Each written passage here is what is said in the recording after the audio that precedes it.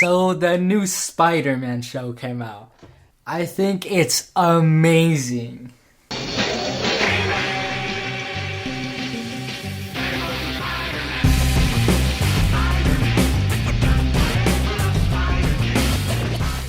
Okay, so let me just talk for a second. So I got a new background, new stills, refined art style, and a new editing software. I'm using Premiere Pro now instead of fucking Clipchamp. I fucking hated that. Sorry, I'm feeling a little sick. Hopefully all this stuff makes the channel a little more bearable to everyone watching. And also, I've been having trouble getting a new video out. I've edited like 2. And then I just did not like how they were going, so I just did not continue doing that. But I really want to make this video, so I hope you guys enjoy it. Anyway, let's just jump into it. So, I remember I was really excited for the show back when it was announced, like, I don't even know when. But when it was still called Freshman Year, I was really excited for it. But after so long of waiting, the excitement kind of died down. And especially when they decided to change the premise from MCU adjacent to like its own thing, I just it kind of worried me that it'd be another Ultimate type show or the most recent Disney Channel Spider-Man show. And that it worried me even more when they switched to 3D. But I've had a chance to watch it 4 times. And I actually think it exceeds my expectation. Within only 2 episodes, it has exceeded my expectation. And I really want to see what else they do moving forward. For starters, the art style is fucking awesome. I love the comic book style, and not just for the designs and the world, but for the actual show following through on having the comic book aesthetic. I also noticed that when there are split screen moments, you can see the gutter in between panels, and I really like that. It's just such a subtle thing, but it's really cool and genuinely adds to the overall look of the show for me. Also, just a little side note about the world, I love the more low-key inclusions of the larger superhero world without being too mainly in your face and still focusing on Peter. So the show opens with Peter on his first day of high school and he's heading to Midtown High. And then Doctor Strange! Oh my god, Doctor Strange! Dude, Strange's design is so simple. And it really doesn't change much from his original comic design and some of his other iterations.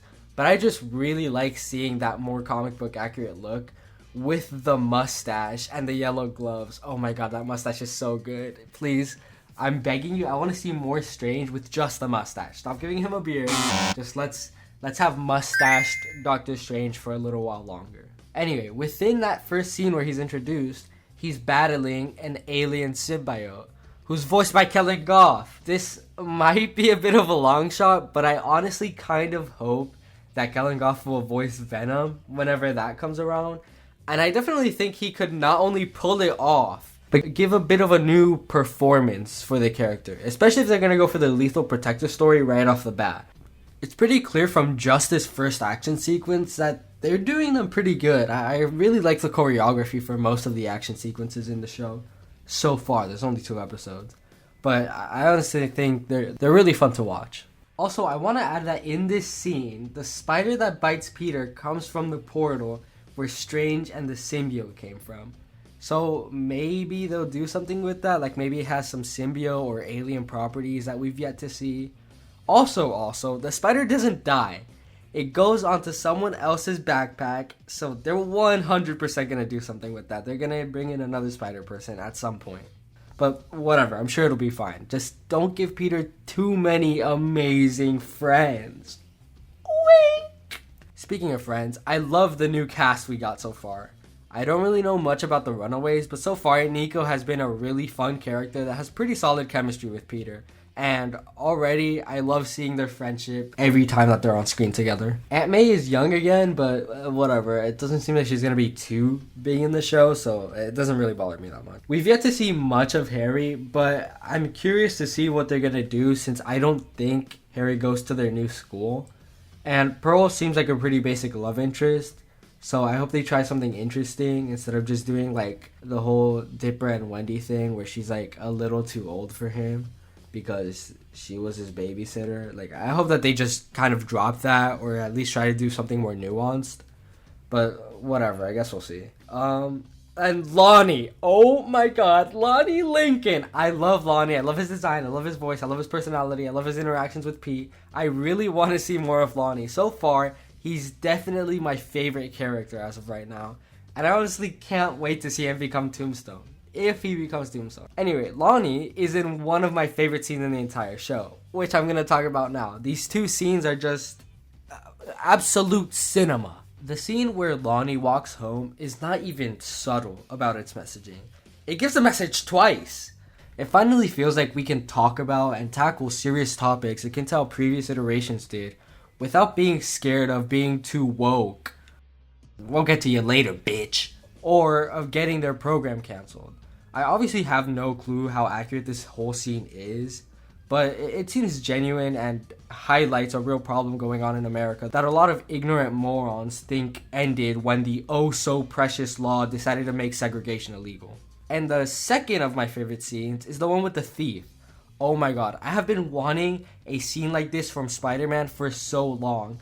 I love that Pete isn't just a masked, dubiously legal cop, but an actual vigilante that doesn't have the same code that cops do, despite what the show's theme would have you believe. I just love that he can see past the petty crime and just let her go and even have her apologize. And I think it's overall a good message for kids that things aren't always so black and white. And I personally really like that. Some final notes on episode 1 are that I really like the small random inconveniences and they feel really authentic, like Peter not wanting to be sweaty for school. It's just random, it's small, but I like it. The introduction for Peter in Civil War being recreated was really cool. Pretty simple, but I like that too. Also, the outro using concept art. We need to go back to that. Start using concept art for your outros again. I love catching new things on a rewatch. It's really fucking cool. Anyway, since we're starting to talk about episode 2 and I couldn't find another spot to put this in, let's talk about the intro for the show. So I've already seen a bit of discourse on Twitter about the intro sounding like a corporate rap. But you know what? They said the same thing about 2012 TMNT. And you know what? Everyone fucking loves that intro now. Me included. I love that shit. And honestly, this new intro, I don't like certain verses because they just sound kind of dumb. Or like, there's not really like any clever wordplay in there. It's just kind of like very straightforward like lyrics, I guess. Like some of them are pretty silly. But like besides that, especially just the part that's actually in the intro of the show, I honestly really like it. It's great. I love the remixing. And the visuals are stunning. So, I mean, I have nothing to complain about. And I love the fact that it seems like each episode is going to have a unique comic book cover. And I think that's really cool. Anyway, with that, let's move on to some episode 2 stuff. Which this part's going to be a lot shorter than talking about the episode 1 stuff. Because I went over most of the show there. I love the Oscorp internship as a setting. Asha, Jean, Amadeus, Connors! Oh my god, I love Connors! And Whitman are so far pretty good supporting characters, and I really hope the internship and the science stuff they do will be a recurring thing throughout the show, kind of like with Eddie, Gwen, and Connors in the lab in Spectacular. And let me just like talk about this real quick. I don't even have this in the script. I've already seen people hating on Connors, but like, dude, like, this is such a refreshing take that like, and it's so simple. It's nothing crazy. It's just Connors is black and she's a woman. It's like, I don't know. It's such a random change, but like, I fuck with it. Heavy. It's so good. I'm excited to see the actual Lizard storyline if they do it. I hope they do. Butane was a really fun first villain. Well, first villain in the show for Peter. And I don't really have much to say about him because I didn't really know about him before this, but like, he's fun, so. The Norman twist was genuinely a pleasant surprise. I wasn't expecting for him to find out Pete was Spider-Man so early. And I'm excited to see where it goes. And since we're talking about Oscorp, let's talk about the elephant.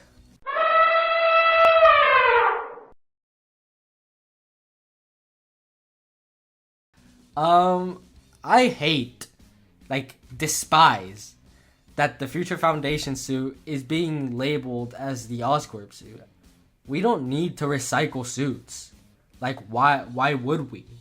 Especially when we have an Oscorp suit. Like, it sucks, so just redesign the Oscorp suit. I don't fucking like it. Just make a new one. I just don't understand the thought process behind making this the Oscorp suit. Like, we could just make a new one. We don't have to recycle things. It's especially irritating because the Future Foundation is explicitly a Fantastic Four thing. And more specifically, the Spider-Man Future Foundation suit was made for Peter after Johnny died and gave his spot on the team to Peter. So it just kind of undermines that. It feels dumb and kind of in bad taste to randomly change the suit to be the Oscorp suit. It's dumb, and like any new viewers who are watching the show who aren't that into Spider-Man are gonna start thinking this is the Oscorp suit. It's just like stupid. Why did they do that? I don't get it. Anyway, since I'm hating, let's talk about the other big, fat, ugly, red elephant in the room. Oh boy. Nazis. I fucking hate Hudson Thames. Fire him now! What do you mean the show, like, you were worried that the show was gonna be annoying and woke? What does that mean? Spider-Man is woke, dude. And also, you were worried that the show was gonna be woke? The show is woke. Are we watching the same show?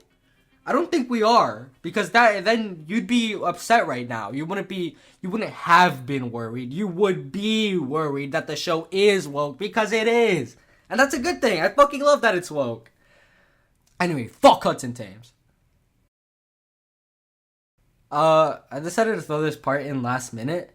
I just read the 2 tie-in comics, and they introduced Silvermane, Man Mountain Marco, the Enforcers, Crusher Hogan, and it turns out Midtown was blown up on purpose by Silvermane's Mafia.